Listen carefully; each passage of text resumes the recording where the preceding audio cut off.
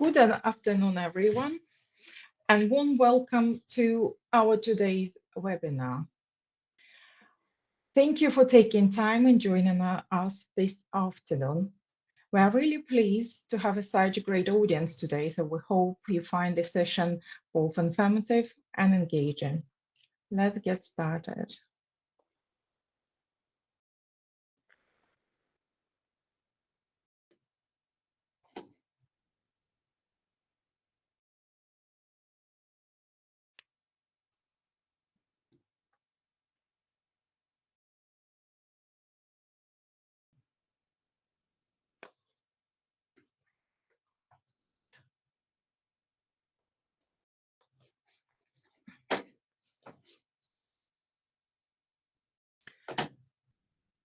A quick welcome from myself. My name is Elina. I'm geospatial surveyor with a strong background in data analysis, specializing in turning as-built data into clear, reliable outcome for complex infrastructure projects. I worked on major developments such as Hinkley Point C project, collaborating closely with delivery team and fast-paced construction environments.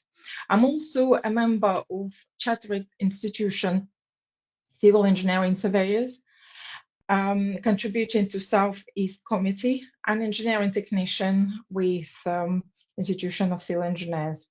What really drives me is innovation in surveying.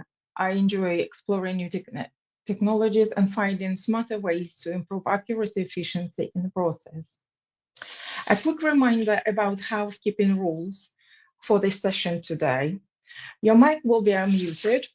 A recording to the webinar will be shared to SAIC's YouTube channel once it has been added. The link for the webinar will be circulated to all attendances after the session.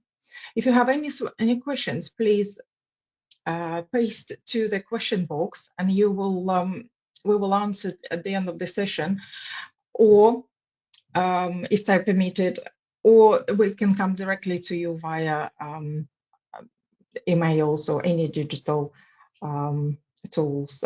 Also use please chat box function to share ideas or any comments.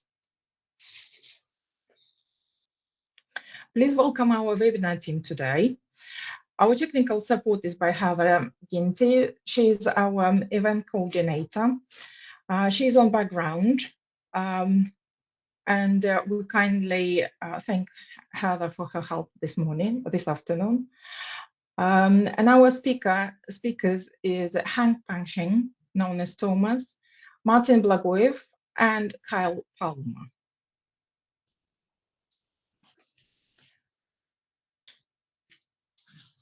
Our agenda for today is quite intense.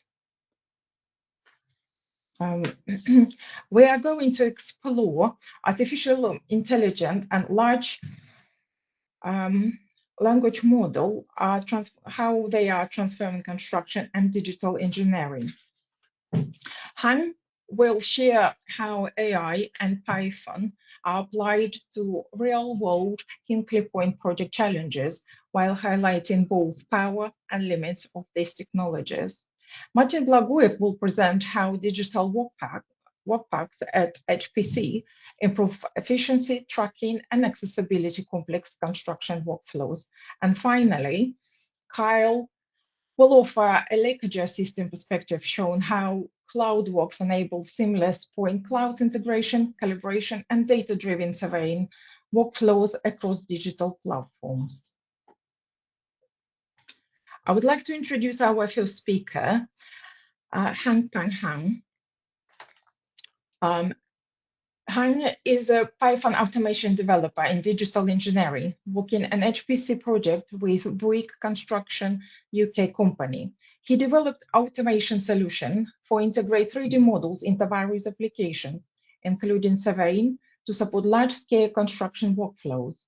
He works focus on BIM data analysis, model validation, compliance checking, and construction data automation using Python and cloud techniques.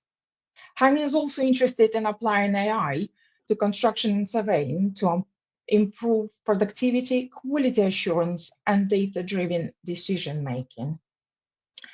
I would like to welcome Tom to join us with his slides, please.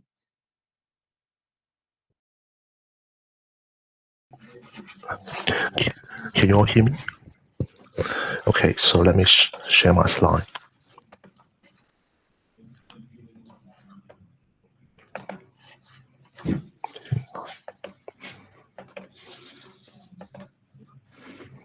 Okay. So let me know if you can't see the slide, but I will start now. So in this talk, I mainly talk about large language model, and then what does it mean for our for this moment. And I'm a software engineer employed by Brick, and then working in Bylor in Hinkley Point C, mainly focus on Elina said, mainly focus on automation and data analysis. And before my career in the construction, I was involved in deep learning voice generation model, and also in semiconductor automation. Transfer of their IC designs onto wafers. Mainly focus on the machine-to-machine automation and then the communication. One of the, to give you an impression, I will play a little bit short video of the TSMC, how they do the machine-to-machine automation. Within the integrated circuits domain. However, transferring customers' IC designs onto wafers involves thousands of process steps and hundreds of pieces of equipment in the fabs. The fabs occupy vast spaces. TSMC's state-of-the-art gigafabs, for example, are equal to 30 soccer fields in size. So actually what I show you is the die transporter, and then which communicate with the bonding, and then they have the automated guided, it's no vehicle, but it's like a wafer handler to transport the wafer all inside the factory.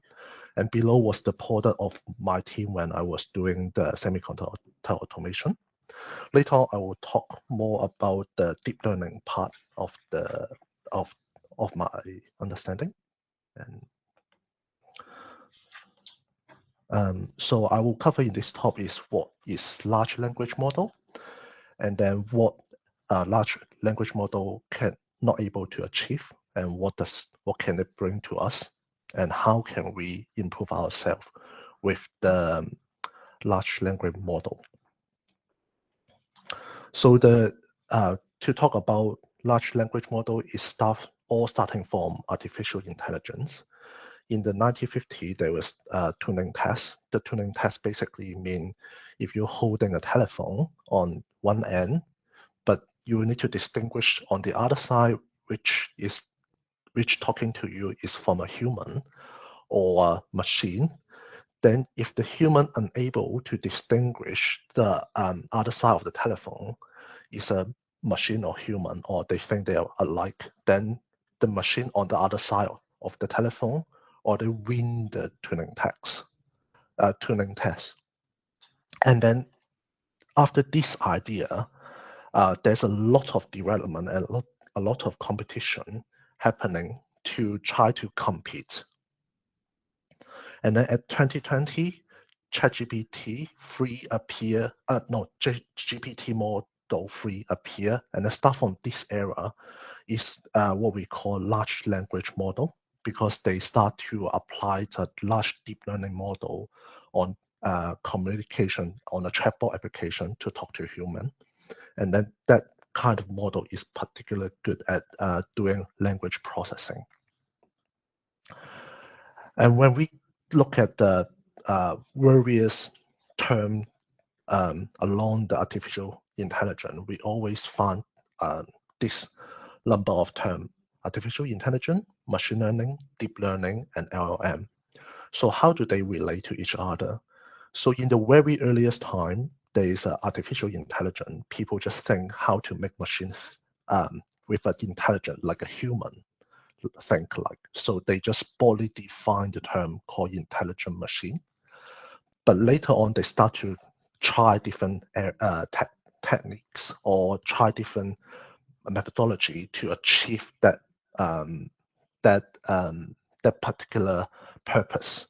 Many like rule-based or like multi-expert or database expert-based model try, but end up didn't reach satisfaction results. And later on, only machine learning and deep learning achieve way better result.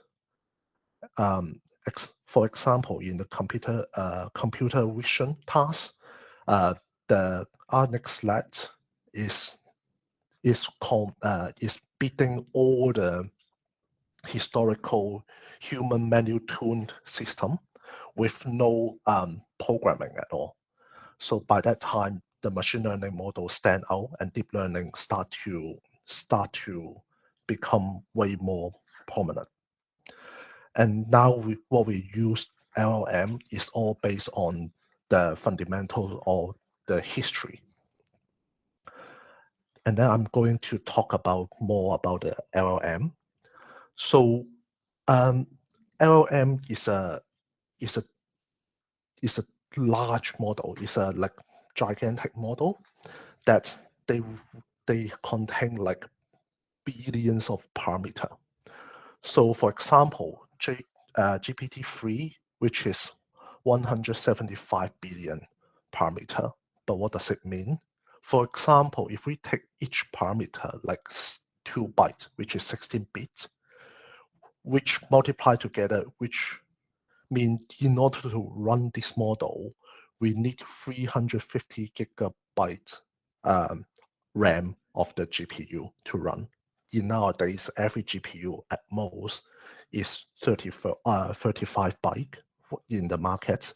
And that means you need at least 10 GPU in order to run this model. On the other aspect, in order to train an LLM from the like open data, we need like 5 to 13 trillion words of the training corpus. But that amount of training data is giant, is really huge. The estimate is about 10 to 26 terabytes. Give an example. All Twitter data in 2024 only contain 8 trillion of words. That means by the time the GPT-3 appeared, they contain way more than the Twitter data. They basically grab the whole web and then try to train one model. And at the end, they also need very high quality data for fine-tuning the LLM model. So this showed in different steps. So pre-training is to try to get an intermediate LLM model. In this stage, they already need 5 to 13 trillion model for GPT-3, but for like GPT-5, they need like 100 times scale. For fine-tuning, we need a human involvement to generate very precise data. That the model will not go to hallucinating. And then the third stage is the prompting. A lot of AI engineer need to get involved, and the people need to get involved in order to guide the machine learning model into proper behavior. And only after that, the model can be used. So there's a lot of hidden process we can see just besides the those very awesome model from ChatGPT, OpenAI, from Anthropic, or from Twitter Grok. So after that, I'm going to tell you that what is the capability and limitation of LLM. So every time, because they train on the massive corpus of the whole web, and then every time they can give you is the sentence, the resources available open source, most likely. And then they can give you the something from public comments like Reddit, and also public accessible book. And also their original model is the machine translation, like translating English to France so that the grammar is stay intact. And they will do translation very well. And also if you ask them something like very typical question, they would definitely be able to give you a typical answer, because those samples are what they are training for. And they also can give you a very natural conversation, which is the reason why they can pass the tuning test. But what they cannot give you is, if you have a confusion, they cannot give you a guaranteed answer. They just give you a multiple option and multiple scenario. And they most of the time cannot challenge the logical thoughts in your statement or in your request, because you didn't ask them to do so. They will not be responsible for their reply. And that is the reason why now most of the automated driving doesn't happen, because the machine learning company do not want to hold responsible for the prediction they have generated. And they cannot handle sensitive data, because as I show you, the machine learning model cannot be run on any local computer yet. And that's why you have to rely on the third-party resources. Then the sensitive data, if you don't want to send outside the environment, then you cannot let them handle it. And then one more thing is, they cannot think out of the box. They basically train on the common set, and then they will give you all the historical data. If you ask them to think outside of the box, that's typically when they try to dream what could be the pattern match, what could be the answer. But that will not make sense. And what they always can save you from is they save you from doing more Google search, because they basically search everything while in their training, and then when you ask them, they just reload the search and then we show it to you. And they can apply the equation for you, because the third-party company, they can just make it into automation, do it for you. And they will not be able to understand from first principle, because they try to please you, and they will not let you connect the dot, because they give you the answer you ask, and then you will not be able to ask why they give you the answer. They just make things happen. And to the best of my understanding, that AI is mainly focused on the bottom part of the understanding, like they will remember the facts and the concept. They can apply it for you. But when it get to analyzing part, they will start to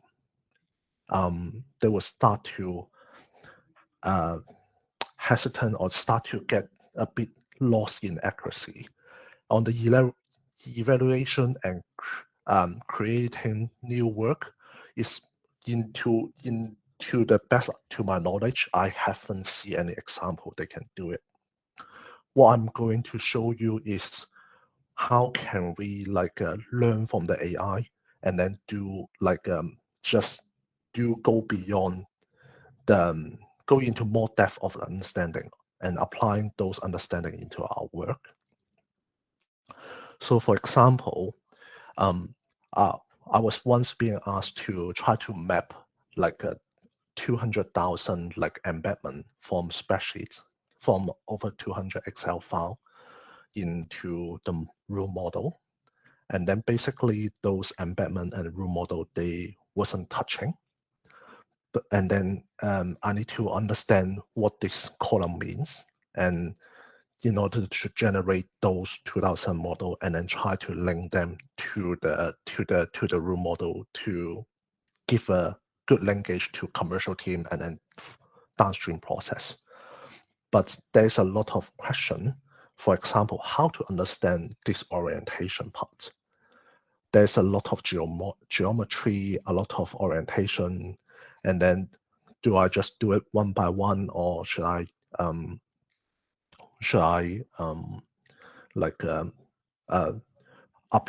ask AI to do it?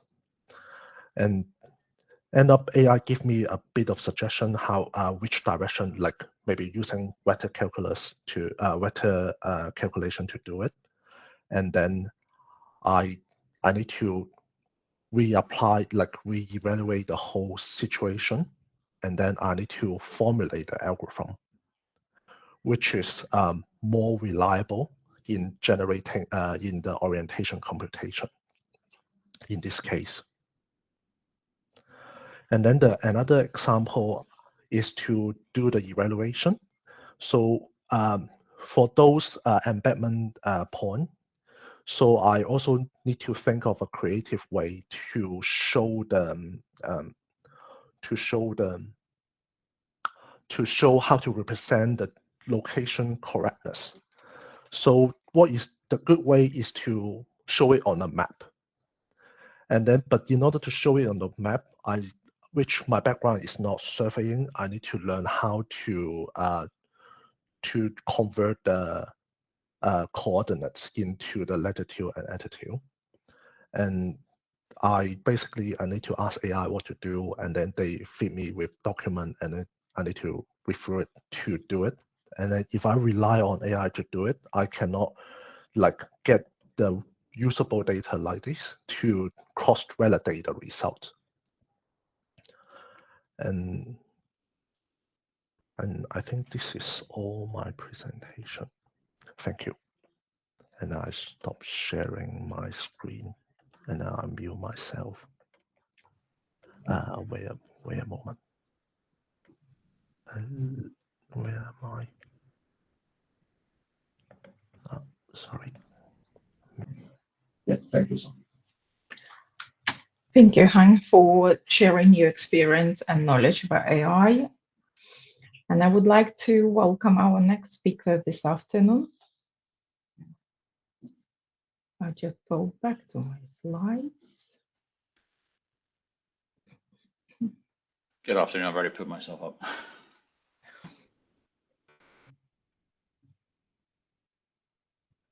Right, shall I put my screen up? Just a little introduction, please.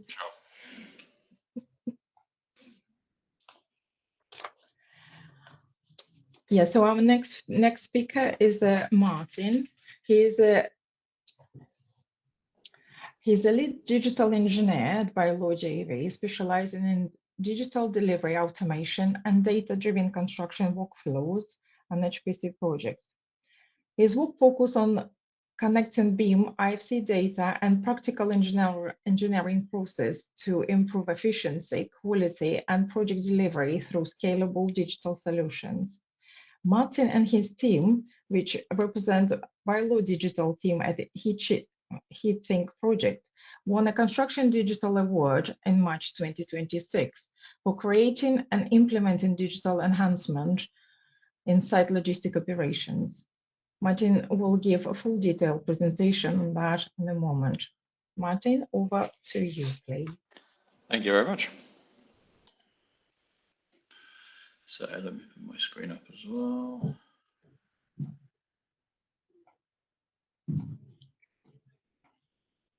And hopefully everyone is able to see it. So yeah, thanks very much for the introduction, Elina. So I'll start with setting some context, basically, for what we did and what the challenges we had were. The two images that we can see on the slide, probably quite typical on a construction site. It's quite neat. Everything's there. The problem on Hinckley, or the challenge on Hinckley, I should say, is just the sheer scale of it. The distances that people are having to go from, sort of from the office to their working platform. It could be in the tens of minutes. There's lots of stairs, lots of escalables. I'm sure everyone, appreciates the kind of the pain of that. And as well as that, a lot of it's to do with crane time for that reason. So the challenge that was faced was basically how to deal with that when you've got a lot of concurrent activities. You know, a lift, whether you're lifting a small bundle of bars or a few ton sort of crate, it obviously takes the same time, but how do you know what to put and where? And the same applies with, you know, whether it's for a rebar or for embedded items. You know, you've got sort of storage yards, you've got certain areas, but getting the right stuff to the right work front at the right time was a challenge. And then just with the scale of what we had on Hinckley, that challenge is magnified. So the aim really was to reduce all that, to make it easier for supervisors and operatives and everyone to basically not have to be walking back and forth looking for things, to make sure that when you arrived at your work front, you knew what you were doing, you knew what you were expecting to have. And as well as that, basically maintaining kind of visibility of the stock of the aforementioned items, so that you're not going to, you know, run out of something right when you need it or right before you need it. So yeah, so this is kind of context of the problem.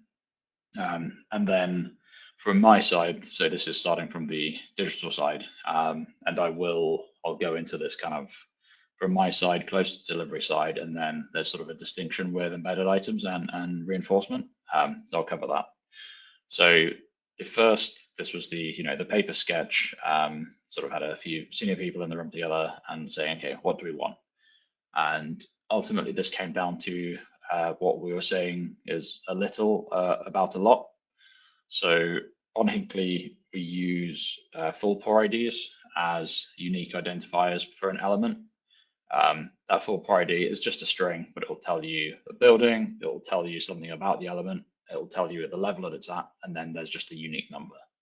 And this is sort of a common language spoken across different stakeholders. So, you know, this will be used by the materials team to order embedded items. It will be used by planners for sort of setting dates.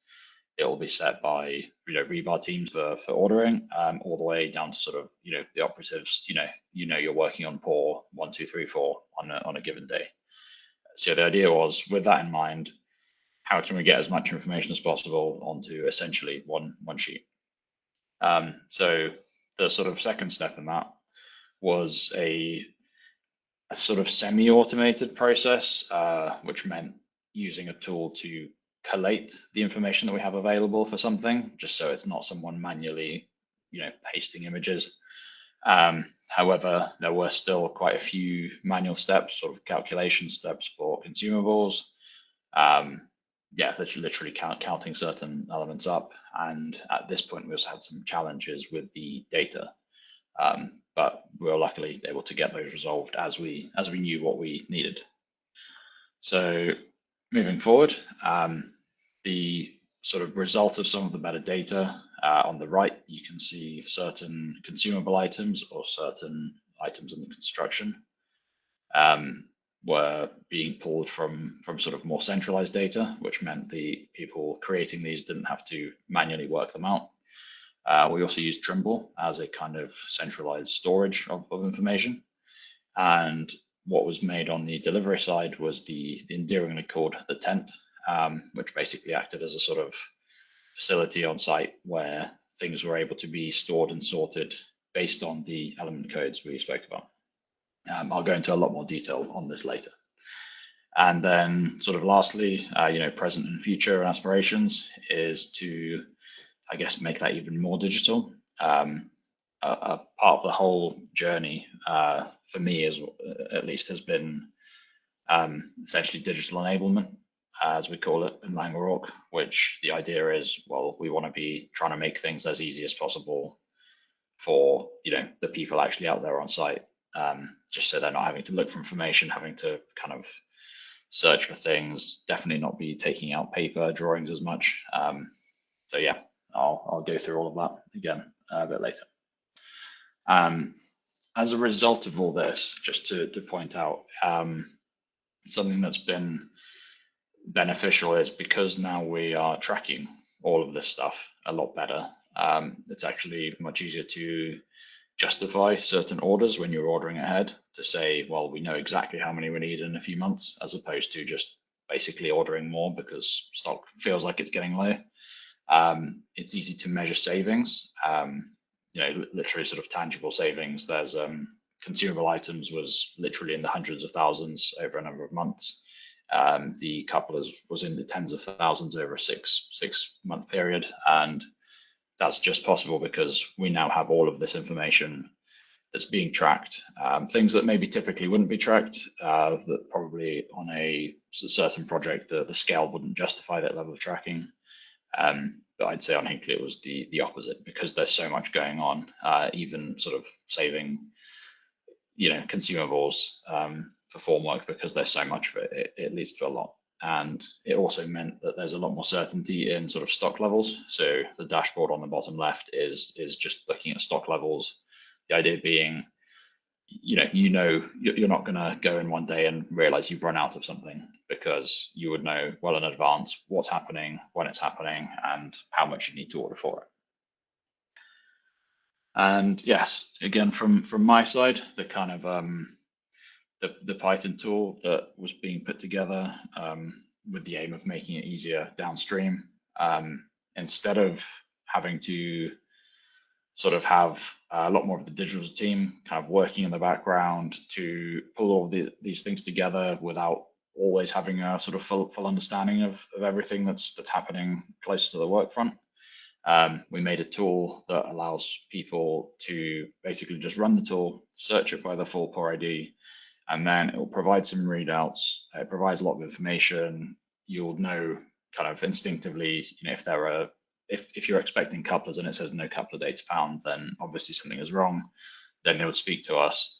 But the idea was to basically make their lives easier, allow them to take ownership of it a lot more. So we were there as a sort of supporting role, letting them run the process, as opposed to kind of us trying to impose a process on someone else, by basically saying, this is what you need to use, here's your output, without kind of explaining the steps to get the input.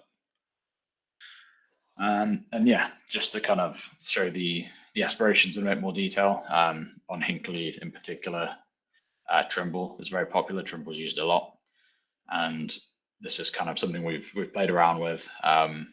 It's succeeded in some ways. There's work to do in other ways, but the whole idea is, as people are already using Trimble on their tablets to look at models, to pull data, we can combine this as well. So it's going to be, again, even easier for the operatives to use this. So I'll go in a bit more detail about the journey of this, and basically how the Workpacks tent has helped for embedded items and for consumables. This is a picture from inside the tent that we saw earlier. It's very much looks like a warehouse, and the idea is that unlike unlike the previous setup where you sort of had a storage yard, but it was essentially uncontrolled, people would go there, pick certain things, but there was no real structure, sort of no visibility, and of course, items would be ordered some time in advance. They would arrive, and then who knows, maybe someone else would take it, maybe they were actually double ordered, and maybe when the time comes for that particular item, it's actually been taken elsewhere. So this kind of led to a lot of frustrations, a lot of problems for sort of materials teams, for site teams, when you're looking for a thing that you need on the day. A lot of people kind of wasting time going back and forth.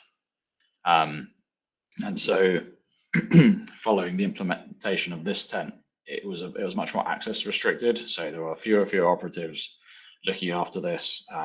People couldn't just come and go as they wanted to find certain items.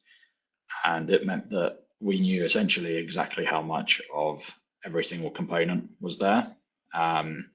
When certain things are coming up, you'll see a photo shortly with the actual boxes per work pack.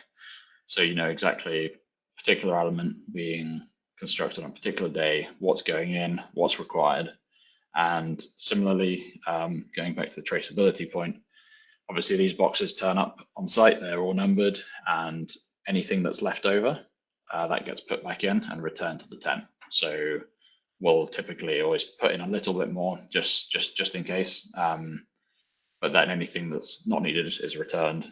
And this has created quite a lot of savings in sort of areas you wouldn't necessarily think about, but typical different components come in different size boxes. So if you've got something that comes in a box of 100, you think you're going to need some tens of it. You're just going to take a box, are you? You're not going to count out half a box, and then sort of these things get left around and easily basically lost. So things like that have led to much better tracking and much more precision. So when you get to your work front, your work box is there, and you're expecting to have everything you need inside.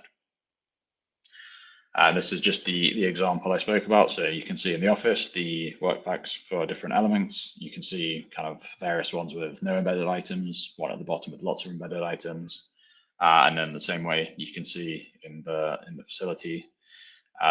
These are all stacked up. You know what's happening, so they'll know, okay, well, the top ones are coming out first. They know where they need to be on a particular day. They know when they'll be coming back. And it's basically, I think the aspiration is a sort of Amazon slash sort of IKEA almost process where, you've got your kit of parts and it's arriving exactly when you need it, and then, being taken away and reused. And then the other aspect of this, so rebar, so this came later, but I think sort of has a similar potential. Typically, the fascias there, it's just a normal rebar delivery. These will arrive potentially, in a way that's most logical. For example, for the manufacturer, if you've got sort of repeated bar marks and sizes, it makes sense to send those all at once. They won't know that kind of downstream for us, these might be spread across a variety of different walls. When it arrives like this, it means that there's always going to be double handling, but it might be even more so if they're taken off, they're put in a yard somewhere, and then when it comes to it, someone has to basically look through, find the right bar marks. The tags might have flown off. You might have kind of ambiguities with bars coming short, bars coming long, and basically making it much harder to find. And again, this is all kind of happening much closer to the time that you need them on site. Crane times, if you're trying to lift in bundles urgently, that kind of uses up a lift. So yeah, the idea was to standardize it in a similar way, to set up rebar stillages with the rebar stillages that correspond to a particular element on a particular day for a particular time. And the result basically looks like this.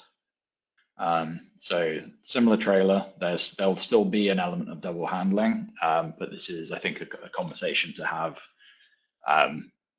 with the whole sort of supply chain in mind, is that obviously to a manufacturer, they'll receive a sequence and that'll be manufactured in a certain way. For us downstream, we need a specific element has a specific number of bar mark 1, a specific number of bar mark 2. Those bar marks might have a different name elsewhere.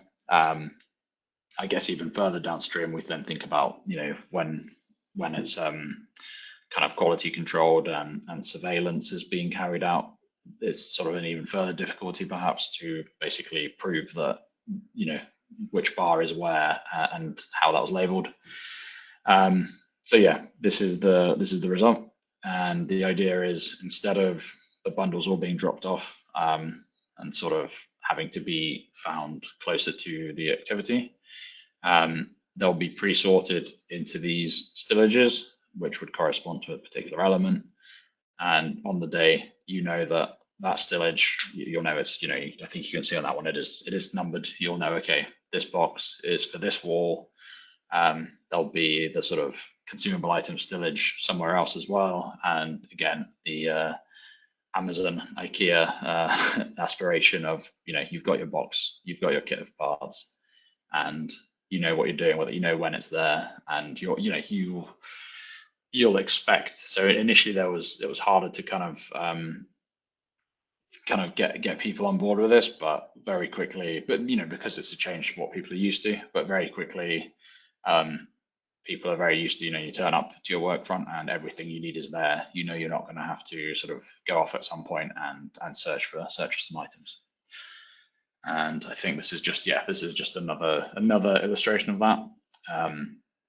These were sort of sized based on kind of matching the lift size and kind of what we can fit into them.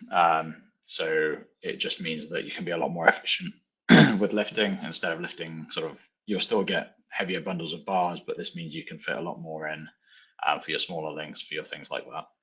And it's just a much neater way. And similarly, anything that isn't used, this will go back, and a lot of stuff can be reused instead of things being reordered. So just to wrap up, again, going back to sort of the digital side from myself, I think what's helped throughout this whole process is basically getting more involved with the delivery team, showing them kind of what we're doing, trying to understand their pain points, and basically working closer with them. I think in the there had been a tendency for some aspects of digital, we get an idea, we sort of think we have a cool process, we're working on it.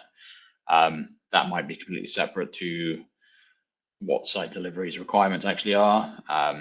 We might think we've made something that's very useful for a certain thing, but if we then try to impose that on, it probably won't go down as well.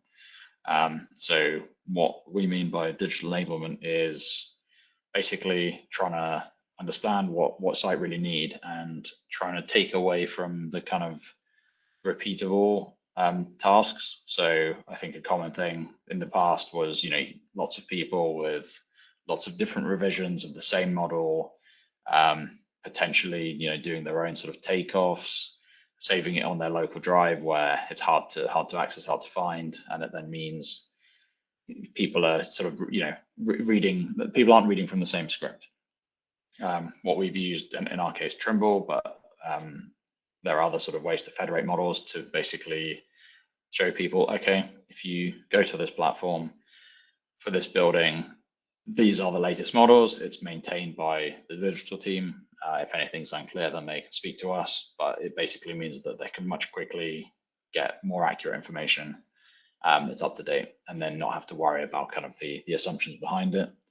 And the same can be said with Excel. So there's there were definitely a lot of Excel takeoffs that were sort of done once. The data's saved, but it's hard to recreate later on. You'd have probably duplicated work where different people have done sort of roughly the same thing, but they didn't know that, and then someone later is going to have to redo it as well. So in the same way, we've encouraged the use of Click in our case, which is basically a big dashboard, which again at the back is maintained sort of by the digital team, and actually Thomas has a large part of this as well. And it basically means that everyone knows, okay, if you want information about a particular element, you go to Click. You'll know that you're reading off the same script. You'll know when the data's from. You'll know who to ask if something's wrong. And ultimately, this sort of digital enablement means that instead of people from the delivery side focusing on manual tasks on their own at their desks, they'll have more time to basically have better quality data and work to sort of solving other problems that can sort of really push us forward. So yeah, that's it from me. Thank you very much for listening. I'll try and stop sharing. Thank you, Martin, for your presentation and sharing your experience and achievements through the challenges in HPC. Thank you. And I would like to introduce our final speaker for this afternoon. Just on this note, we will go over with our time, just over an hour. Unfortunately, our speaker is not attending with us in person, and he kindly recorded his presentation earlier. we will go through that at the moment, but at the beginning, I would like to introduce Kyle to you.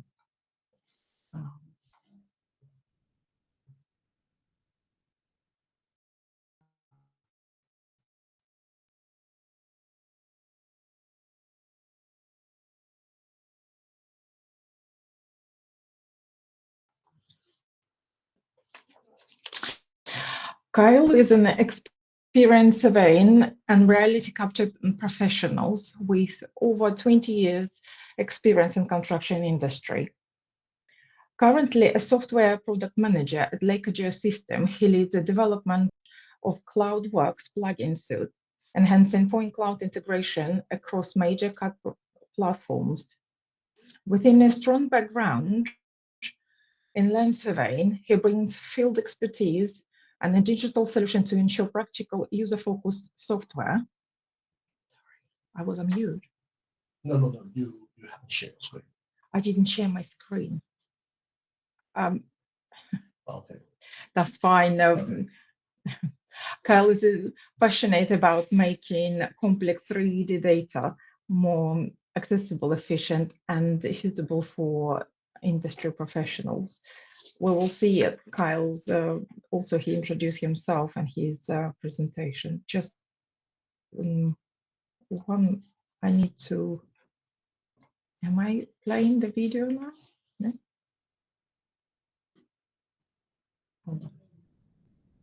Elena, we can't hear the video yet. It seems like it's not set up yet. Right. Is this? No. Is this here? No.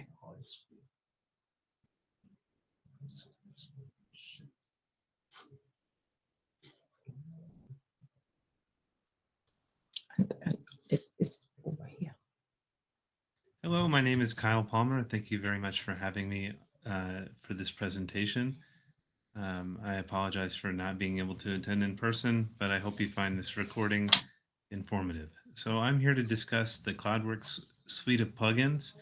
There are a series of plugins for Autodesk software that allow you to use reality capture data in those design softwares. So about me, my name is Kyle Palmer. I'm the product manager for CloudWorks. I joined Hexagon in May of 2022, and I had 2 years of sales experience. I sold the mobile mapping system, the TRK, in the Western United States, and I have had 2 years as a product manager for CloudWorks. I've got 20 years of experience in surveying and construction. And I really love working with reality capture tools. I love laser scanning. When I first started as a surveyor, I was doing a lot of topographic surveys, a lot of stakeouts, and when I got my hands on the first laser scanner that I had access to, which was the Leica C10, I felt like it really changed everything. I could capture everything and really analyze stuff in the office, and think about solutions, because you never have enough time in the field. So being able to capture everything, process it, analyze it in the office, it gives you the luxury of time. And I really enjoy pushing the boundaries of what you can do with surveying technology. I love working at the edge. And I like getting creative, and sometimes and that's what reality capture and laser scanning have given me the option to have, is I get to work on really creative projects, difficult to capture projects. I get to engage my experience. So we talk about our software at Leica in these contexts. So you have capture, which is upstream, where at the point of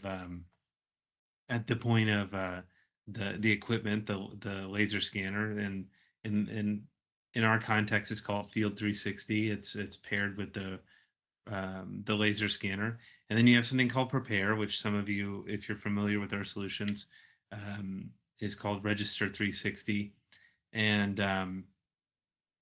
that also goes, and so with Register 360, you prepare the data and register the scans together, or you correct.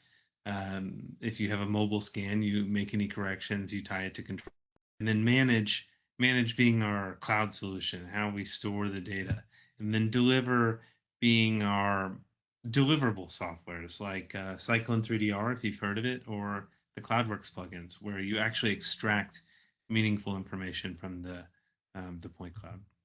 So this is just a short, for those of you who aren't familiar with it, CloudWorks is a suite of plugins for popular design software that connects VDC professionals, engineers, and surveyors to the reality capture ecosystem.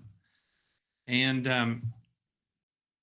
so I'm not going to read everything on the slide, don't worry, but if this goes out as a handout, you have it.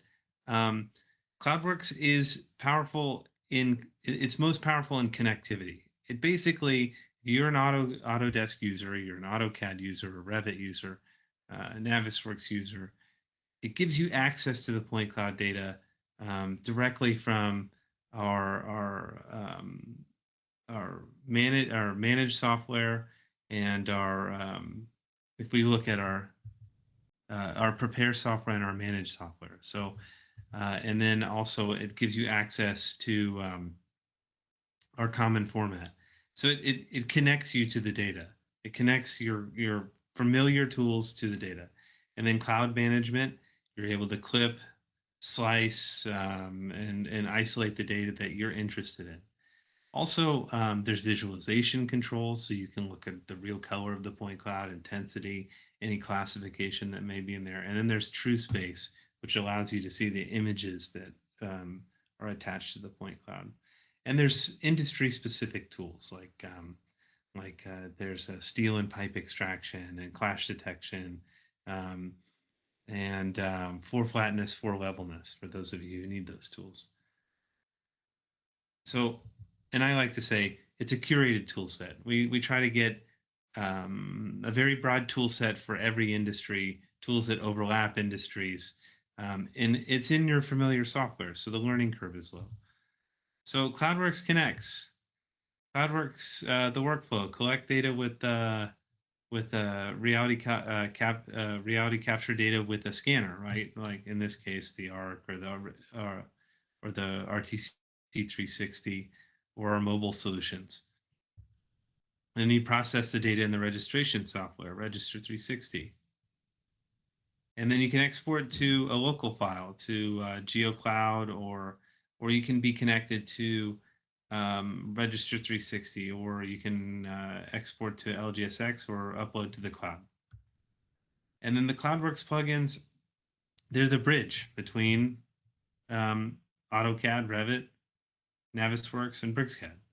So basically, these sit right here, and they connect all of these data sources to your familiar design software that you're using to deliver on your project. So I like to think about CloudWorks in this context, and it's one that I've seen a lot. I don't know if it's familiar to all of you, but in the survey engineering industry, there's this framework that we kind of have where engineering kind of sits on top, and they win the projects, they negotiate the projects, they set the standards for design, and then survey goes and acts on engineering's needs and collects data for engineering about the real world. And then drafting and design takes that data and turns it into an engineering level package or drawing. I know I'm here to talk about CloudWorks, but we have another deliver solution, and that's Cyclone 3DR, which is a very advanced all-in-one standalone package. And it kind of sits over here for the surveyors, right? So for the reality capture experts, usually the surveyors are the ones who are the reality capture experts. They're the ones who have their hands on the equipment. So for advanced users, you have this this tool of Cyclone 3DR, where you can really analyze, slice, manipulate the point cloud. But for the rest of us, right, who maybe don't use reality capture data every day, LiDAR data every single day, you're in a different world. You're in Revit, you're in CAD. That's where you spend all of your time. That's usually where engineers spend their time and designers and drafters spend their time in CAD. You're making drawings to deliver. And that's where CloudWorks comes in. It gives you access to the reality capture data at that level of CAD and Revit, where those tools where you're spending most of your time. And generally, drafting and design and engineers, you're fully engaged, you're fully employed, you're very, very busy, you have lots of billable time that you have to fill. You have to keep a high multiplier, you have to spend a lot of time making sure that you're very productive, especially this group. The pressure on drafting and design is real. So learning new tools, it can be difficult. Where do you find the time to sit with a completely new tool and devise new workflows? And CloudWorks can help because it just adds reality capture tools to your existing tool set. So why use CloudWorks?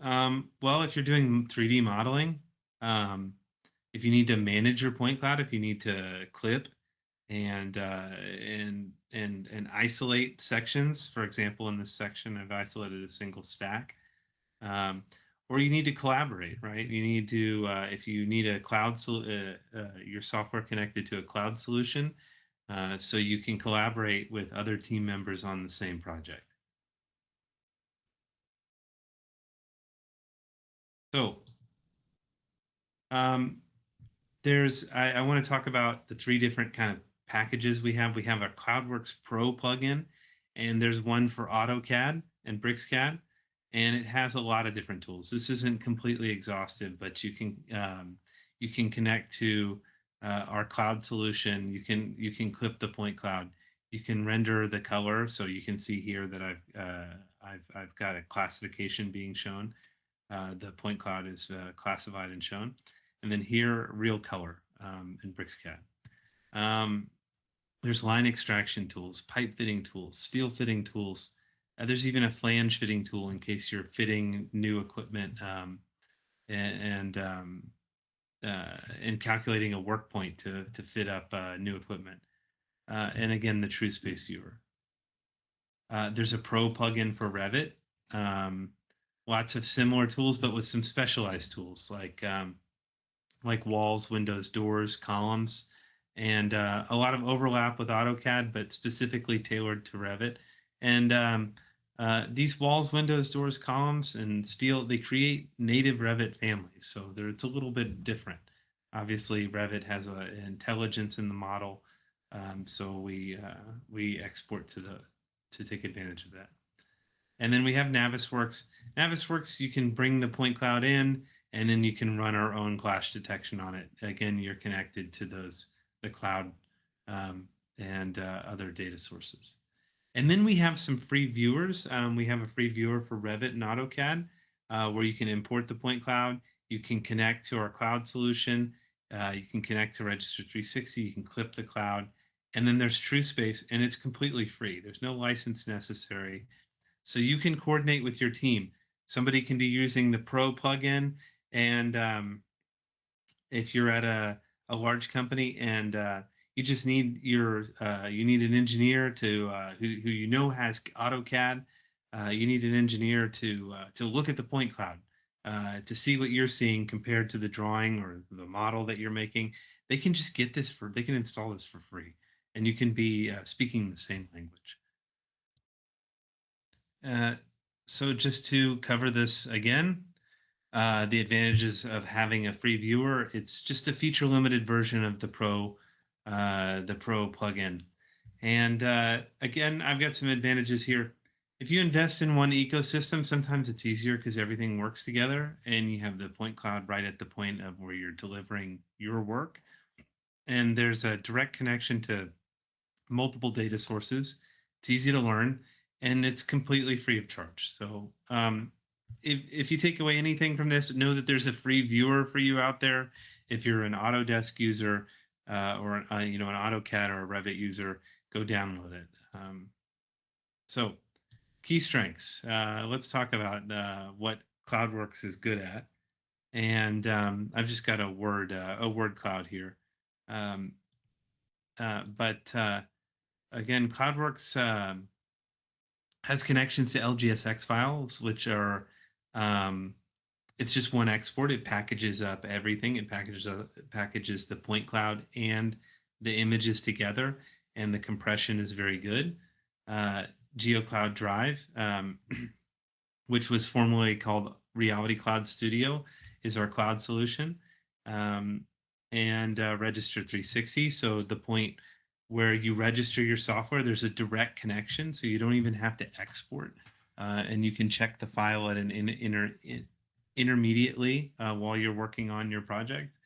And then there's a direct conversion of legacy files. So you don't always have an LGSX file. Sometimes you have to work with an E57, but you can. There's a free converter. This is included in the viewer to LGSX. So for modeling, we have scan to pipe. We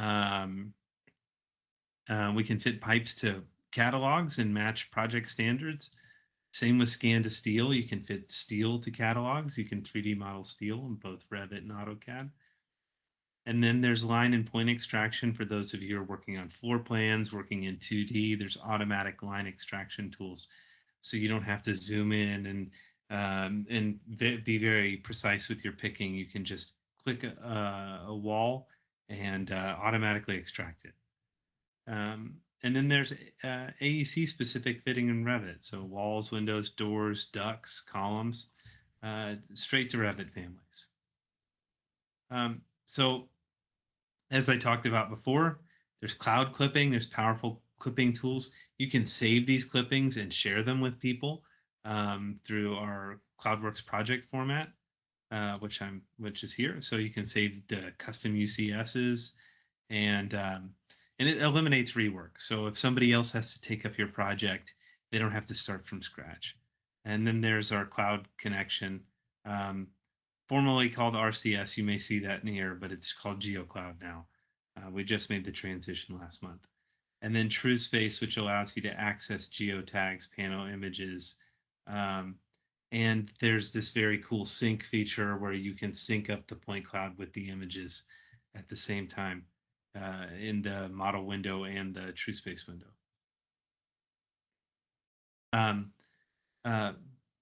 I have a recording, but I will exit this presentation now, and we're going to try to have a look at it. We're going to try to have a look at it live. So I've got this point cloud that I've uploaded to GeoCloud, and if you look here, we can check out. We can check out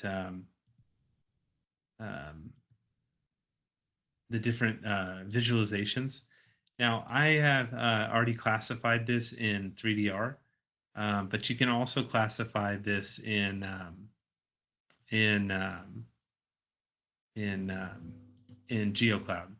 So if I wanted to, I could reclassify it here. So I run classification, but I know it was classified in 3DR. So the issue with that, there's one issue in that if you classify a point cloud outside of GeoCloud, if you tested this out, you can't see it right now in GeoCloud. So it's something we hope to fix soon. But we'll go toggle over to AutoCAD, and I will demonstrate loading that up. So this is in AutoCAD here. Okay, and so the nice thing is I've already connected to it once, and it's already in my cache of data sources here. So I'll click OK, and then I'll stream this directly to AutoCAD. So here's this point cloud, and let's have a look. So I'll look at the color mapping, and then we'll look at the classification. And I'll hit apply. So you can see that it's classified. I'll turn off the unclassified layer, and that'll cut down on the noise. I'll hit apply, close, and now I can see all of my pipes and steel separately. I can turn each one of these off. I can turn off the steel layers if I want. It's not necessary. The way that the tool that I'm going to illustrate, the automatic find pipes tool, works is it just looks through the classification index where the pipes are. So what I'll do is I will start this tool, and it's under pipe modeler, and I'll go to find pipes. There are some fitters. The fitters, what they do is they set a minimum point of failure. So what we did was we didn't want this find pipes tool, based on my experience, to just find everything that was round, right? We wanted it to find only quality pipes. So the diameter, the smallest pipe should be, 5 centimeters, right? And then the biggest one should be 1.4 meters. And then the length, the minimum length, you don't want anything too short. You don't want tanks and things like that. And then the coverage should be 15% of the pipe should be covered with points. So I'm going to click this, and it searches the point cloud. It does take a minute. It takes a minute or two, and what it'll do is it'll search the point cloud, and it'll look through the classification, and then it'll put a pipe on basically everything that it finds within those parameters.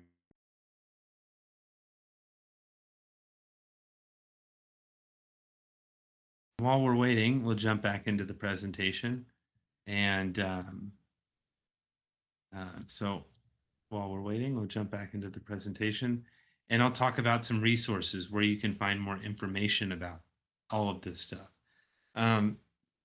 So we have our official webpage. You can go download the viewer here. You can see where the viewer is, and you can find more information about each of the separate plugins. We have online help. We have our YouTube channel. We're uploading more videos. And I want to point out on the online help, you can access it through the software, and it takes you to a website called RC Docs. And what I've done is I've put up several guided workflows. I'll demonstrate those in a minute. But these guided workflows take you step by step on how to use the tools. I include sample data, and there's video content. So there's a video that shows you how to do each step. And within the next week or so, I'll have a series of 5 videos uploaded for AutoCAD and a plant series that are all connected, that show pipe, steel, line tools, how to fully extract data in CloudWorks. There's also webinars. We do regular webinars where I discuss the tools that in CloudWorks, and a lot of them are sales webinars, but they make you aware of what the new tools are. And then again, here's the links for guided workflows and the Help Center. Okay, so let's take a quick look and see how we're doing in AutoCAD. Okay, so still working. There we go. Okay, so it searched the entire point cloud, and it's looking for cylinders and elbows. In our next major release, so let's have a look. I'll turn off the visibility, and you can see that I found all of these pipes. In our next major release, we'll have branches and reducers supported. Yeah, we'll have branches and reducers supported. There we go. Should be easier to see now.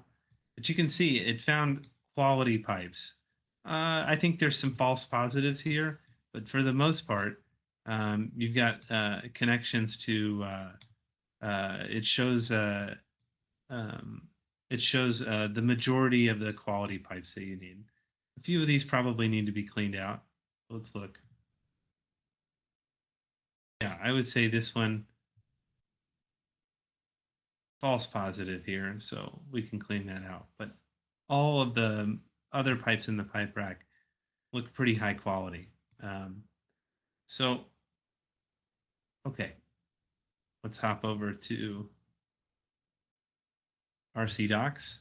You should be able to just RC Docs at leicageosystems.com. And I'm going to go to CloudWorks, and I'm going to go to Guided Workflows, and then Plugins. And you should see under Revit, for example, we'll look at duct extraction. So I include a video here. I have the sample data set, and then I walk through step by step. I created these, and I walk through step by step and show you exactly how to use the tools. With images, and I discuss strategy for where to click and how to overcome issues that you might find in the point cloud. So any troubleshooting errors. It looks like it's a little slow to load right here. So steel modeling. So I will use here's the aligning the point cloud tool, for example. So those of you who may need to realign a point cloud in Revit, that tool is available for you, and I show you exactly how to walk through and utilize these tools. There's even some GIFs just to show you some animated steps to make it clearer. So, for example, when we rotate the point cloud here, I think it's here. You can see the point cloud being rotated. Please use these resources. They're there for you. And if you reach out to your Leica representative and get which you can get a 15-day trial of CloudWorks. Know that these resources are here for you and can help you get started very quickly.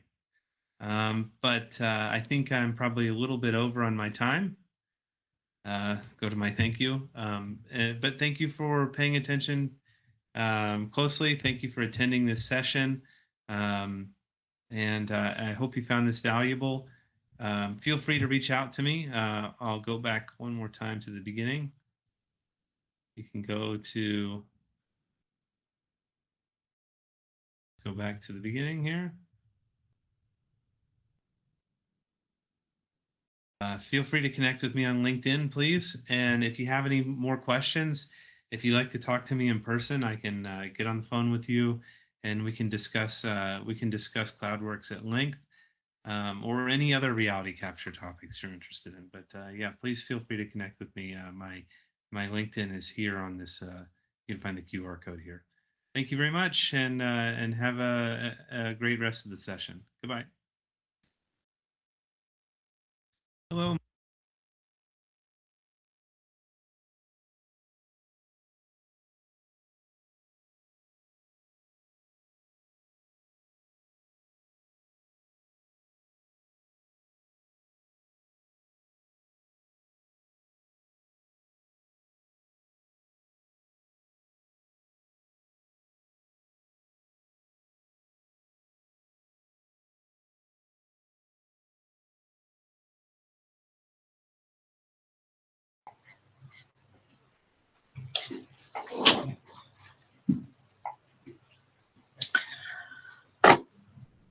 Yeah, and I would like to conclude. Thank you, Kyle, for your presentation. I hope everyone enjoyed the little demo at the end of his presentation. That was very, very unique. Yes, Kyle is the one who is developing such tools together with a Leica digital team. And to conclude, I would like to encourage everyone interested in developing their career in engineering surveying to consider become a member if you're not yet. It is a great platform for professional growth, networking, and staying at the upfront of our industry. I would like also thank you our webinar team this afternoon to deliver this session. And please, if you have any questions or you would like to learn more, you can feel free to reach us out via LinkedIn or contact details on the slides. And again, thank you very much for joining us this afternoon. who would like to finish this session. Thanks. Bye-bye.